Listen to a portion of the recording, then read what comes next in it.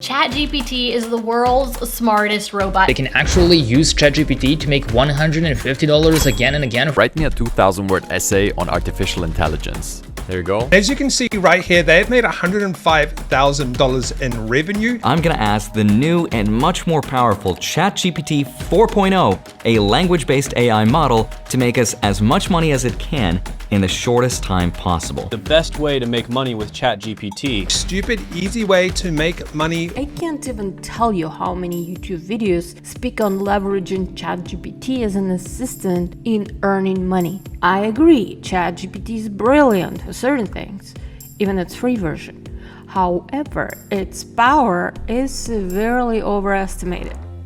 So today I decided to ask ChatGPT what it was made for. What was I made for? I mean, what it was good for.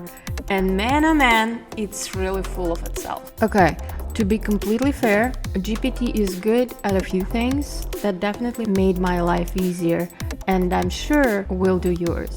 Here's what ChatGPT believes it's good for that I completely or almost completely agree with. Language translation. I agree with the translation into English to generate a draft for editing, especially for creative context. However, translation into other languages is still very unreliable. Editing and proofreading. Editing with a caveat that human will provide specific prompts on language style and other major aspects of editing, and subsequently reviews the results. But what I think GPT is really good at is proofreading, considering a human gives a specific prompt on what not to update. I would still reread the content after GPT proofreads it, because it may change some unusual things if it thinks those are typos, like names or intentional misspellings. It's very important how you prompt it to do the work. Sometimes even after I ask it to proofread only, it changes my copy in an unusable way, and sometimes misses major errors and misspells. This is huge hit and miss. Just this article I had to quote-unquote proofread several times. GPT either edited it, sometimes changing the language, or completely missed all my vast typing errors. Lowercase first word in a sentence, missed apostrophes, and misspelled words. And I only saw them because Google Docs shows me the areas I need to tend to. And when it came to formatting, it was even worse. Sometimes GPT is really frustrating. SEO optimization. No, seriously, that's what ChatGPT thinks it should say. SEO optimization. SEO is search engine optimization, so do not rely on ChatGPT. So SEO, yes and no. It's good for creating SEO schema and giving general suggestions, but it can't even generate a proper keyword list using given content. Do not rely on GPT for your own SEO purposes, and especially if you're paid to do it. Educational assistance. Okay, when it comes to practical tips on day-to-day life, like what are the best ways to remove stains and grow potatoes? Yes, I do rely on GPT for fast data processing and leveraging its knowledge base to generate conclusions with a complex set of parameters. For example, to correlate the frequency of specific issues with the customer ratings to identify which issues have the most significant impact on ratings. Idea generation, as in brainstorming business ideas, product names, blog topics, and other creative concepts. Well, kind of. Out of 50 generated ideas or names, you may go with maybe 1 or 2, maybe 3. Many of these ideas are plain and boring. Many don't make sense, and you could have come up with them by yourself. Is it worth it? Yeah, sometimes you get some good insights, and some of the proposed ideas just spark your own.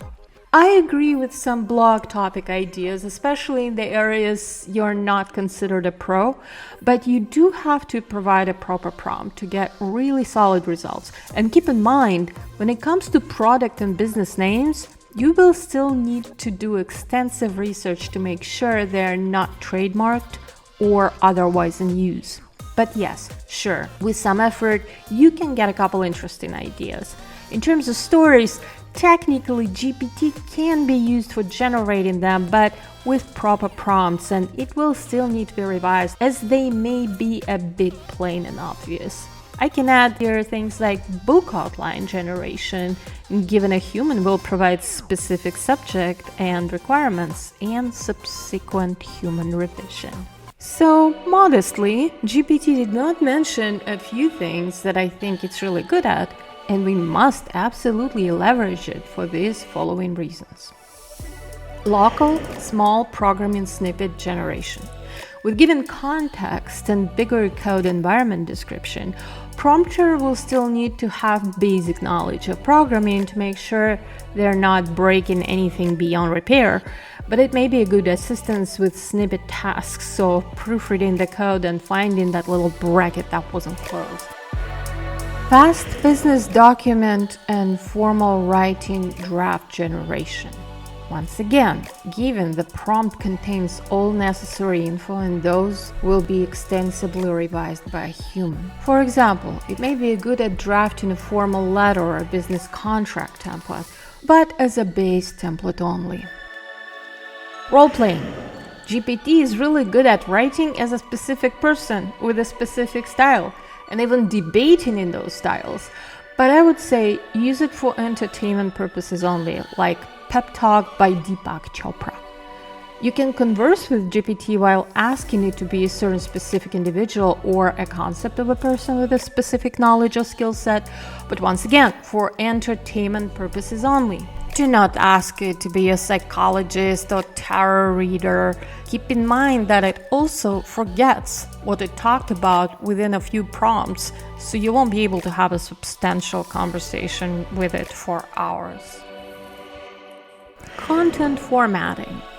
With some effort and proper prompts, it may format content in a specific way, but it's a hit and miss. Sometimes I use GPT to generate specific content that otherwise would take me a lot of thinking and research that doesn't rely on exact data.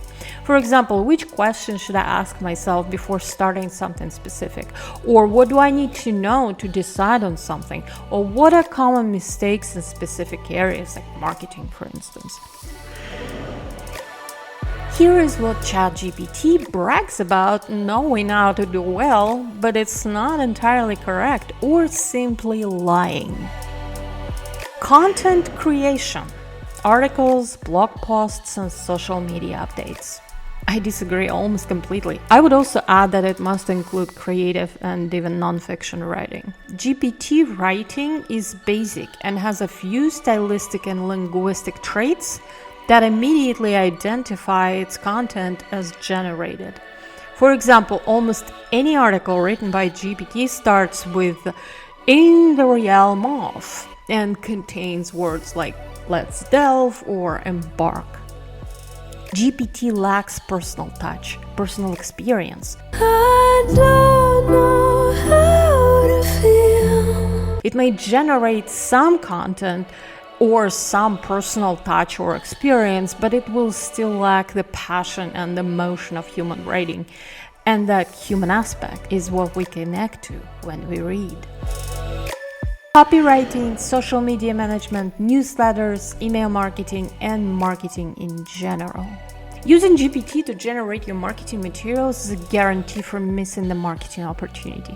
GPT is plain, standard, and boring. It's creating obvious content that will immediately blend with all other marketing materials you see out there. Good marketing is about grabbing attention in the right way. It's about crafting a compelling message that is targeting your customer. It's about creativity and standing out. GPT can do that, but with serious prompting effort. And if you are creative enough to provide that kind of prompt, it's just easier to craft that marketing message yourself. Customer support. Offering 24/7 customer service through chatbots, handling common queries, and providing consistent responses. Well, it has to be programmed very well. ChatGPT is a machine and still relies on proper prompting. So if the customer is not a good prompter, as in explaining their needs, the support experience will not be good either. Here's what ChatGPT itself believes it should not be used for, and of course I agree. Legal advice, financial advice, high-stakes decision-making, medical advice, complex coding tasks, real-time customer support, confidential or sensitive information, creative arts, extensive research, ethical and moral judgments.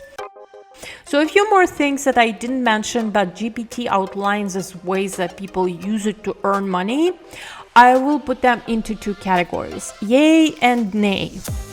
So in the yay category, transcription services, data analysis reports, and virtual assistants. And in the nay category, as in maybe, but the result will not be outstanding without you putting a lot of effort in it. Ebook writing. Amazon and other self-publishing platforms are overwhelmed with the amount of low-quality AI-generated content. Leverage GPT to create frameworks for your books, but do not let it write the books if you have, consciousness. Interactive storytelling. It goes back to the creative writing that ChatGPT is not good with. Games, maybe. Stories for kids, maybe. But for an educated audience, use your judgment. Online tutoring. You can definitely provide tutoring with GPT, but only in the area where you already have knowledge and use GPT as an assistant. I mean, I guess you don't have to have a high moral standard to teach something you know nothing about yourself, just using AI, but you get in that gray area of possibly providing false knowledge, considering that GPT is really good at making things up. Resume writing. I look at every item in this list that GPT says people use it for to make money, and I'm a bit worried about those who consume those products. I tried to ask GPT to write my resume, edit the ones that I already have, and the outcome was less than impressive. I had to use many various prompts for GPT to polish the result in the manner that would not make the reader think I'm a complete narcissistic asshole. So in the time I spent on trying to get my resume be properly written or edited by GPT, I would have just done it myself, which I ended up doing anyway. All of these things come down to, sure, you can use it, but should you really? Affiliate marketing. So this one is tricky as GPT gives false references all the time, and that includes false links and content. I asked GPT how it can help with affiliate marketing, and it mentioned a few things like content creation, research, and keywords that I do not believe it's good at. This falls under the category, do it if the result doesn't matter to you. Product descriptions. Yes, maybe. Once again, if you don't care if it sounds kind of plain. The thing is that you won't be able to automate it much unless you put effort into creating a setup for that automation. I was trying to come up with an example on how this could work, but frankly, I couldn't. All of the examples that came to my mind involved a lot of human work on either setting up the automation or revising the outcome. Script writing. This one is a no for me. I have tried, but seriously, I was never satisfied with the outcome. Every time I had to rewrite blocks, if not all scripts, an article, and I found it much easier to just speak on what I wanted to say and using speech-to-text tools create a base content that I would further edit and proofread myself. A lot of times, many of the GPT products rely on proper prompting. You almost never should use a result of GPT work without revision, regardless of the purpose of that content, especially if you want to create content of quality other than mediocre or predictable. There should be no delegation to ChatGPT when it comes to serious matters, as in health, money, law, and other major things. There may be certain reliance on GPT when it comes to simple tasks, and fast data processing is needed. Use your judgment. Like, you need to pretty much in everything. There's no easy money with GPT, but what I keep saying is the power is in the prompt, and you are the prompter, so you got the power. So at least in terms of content creation, I got really good news for you. I actually created a content creation guide that has over 60 pages, multiple exercises, and practical solution on how to approach content creation, how to manage content creation if you cannot do it yourself.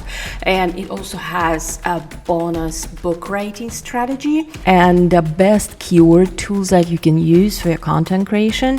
So check it out. The link is in the description. The individual book writing strategy is actually available for free on my website message-wise.com, and you can download it right now, today, and start writing if you really want to. Just a reminder that you can use code SUCCESS to get 25% of any downloadable guides on message-wise.com. Thank you.